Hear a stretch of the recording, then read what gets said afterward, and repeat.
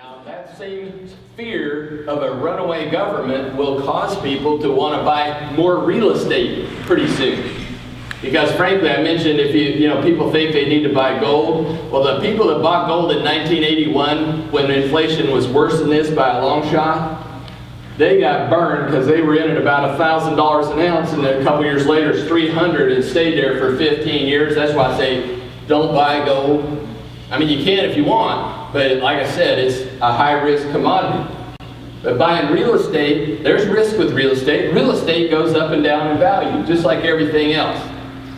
But there's a lot less volatility in owning a piece of land in Houston, Texas, or an apartment building here in Houston, Texas, than there is in buying gold. I can guarantee you that. Our long-term advantage is spectacular. We're supposed to have like 13 million more people coming to this state over the next 20 years or so, and that's going to create enormous demand for every kind of property type. So the long term, if you've got friends that are buying gold and going in long on gold, help them figure out that real estate is a better alternative.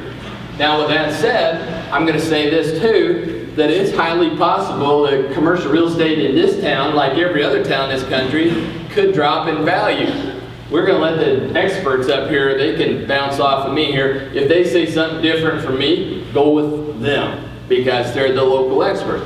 But I'll just tell you that, people are saying, well, hey, we got a bid-ask problem here.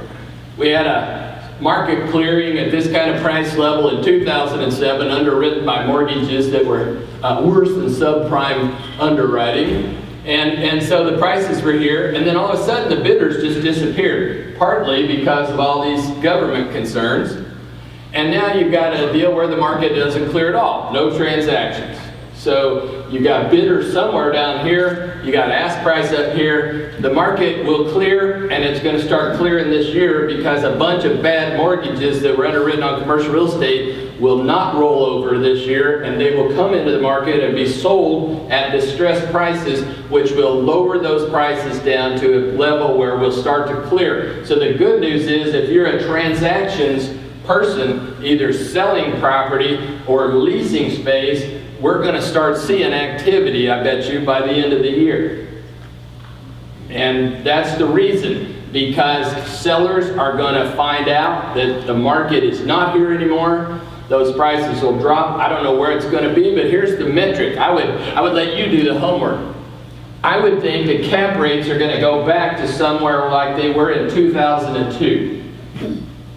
Because in 2002, we were at the exact same position we are today. We had 9/11, nobody's traveling. The president didn't tell us not to travel, that's different. But we didn't want to travel because we thought our plane would get blown up, okay? Virtually the same thing. We had a recession. We were in the early stages of a jobless recovery. There was no hope for employment. And yet people were buying buildings in 2002. And they were buying buildings in 2003, and just go back and look at what cap rates were in 2002 and 2003, and in my opinion, that's where your buyers are. And in my opinion, that's a haircut of somewhere between 10% and 30% in value.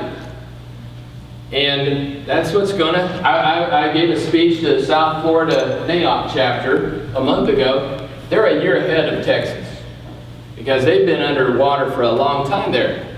Industrial rents have dropped 30%. I talked to building owners and developers that said we've gotten permission from our owners and partners to cut rent by 30% because they want to keep the tenants.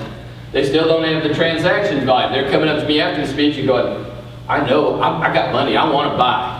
I bought a bunch at 30 bucks a square foot. I just sold it to somebody for 80 bucks a square foot 2 years ago, and I'm going to buy it back for 60, and I can't believe he hadn't rolled over already. How's he doing it? He was mad because his guy he sold it to hadn't turned over yet.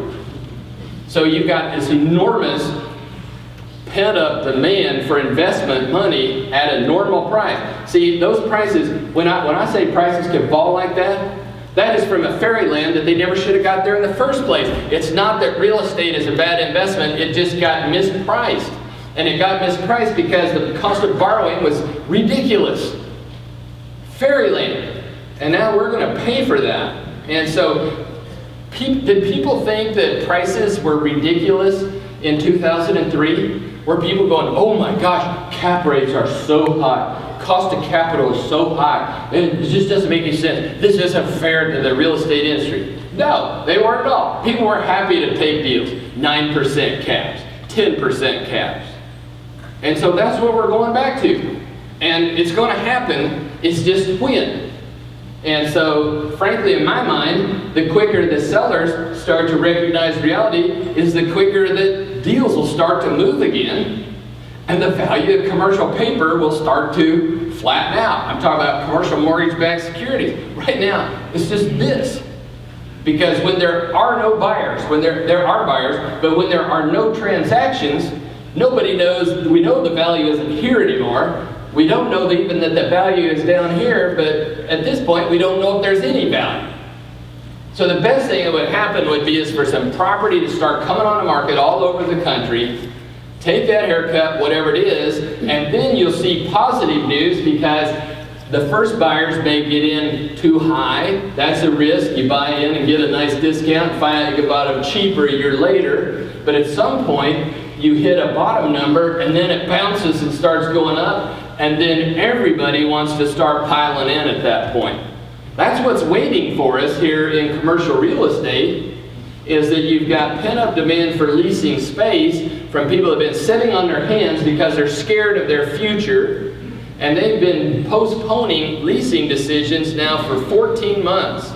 And ultimately, they're going to have to make a move and do something, and as soon as we get some of this fear out of the system, the government's got to come out. I mean, tomorrow, the best thing that would happen would be as if the president, not the president, the people in Congress, if the people in Congress would come out and say, look, I know this is what you're afraid of, and I know I have total control over your future. And I'm going to say right now, I'm not going to take everything you've owned. The stock market would skyrocket after that, and we're going to fail these big banks that are insolvent.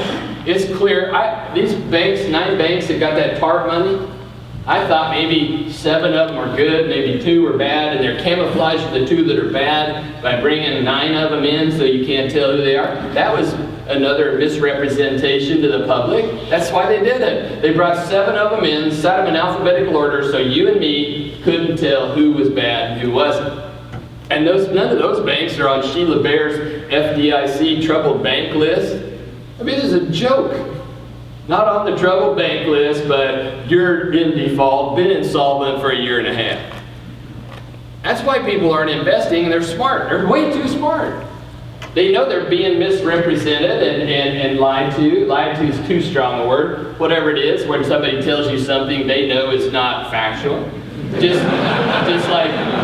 like General Electric. I lost a little money at General Electric, fun too, and their cost of capital is like 12% right now, and they're still rated AAA. AAA credit rating, but they had to take TARP money because they couldn't roll their commercial paper. Who believes that? See, there's the long run for real estate research, is the people that are going to invest money in the future aren't going to rely on Moody's, Fitch, and whoever else they are, because they know they don't know what they're doing. They're going to have in-house due diligence again. And that's what's going to open the market up again, when you get people in your office that know what they're doing. They've seen the buildings, they've seen the community, they know what they're doing, and they tell you this is a good buy, and then you'll buy it. And you don't care what Moody's rates something, because it doesn't matter. Okay,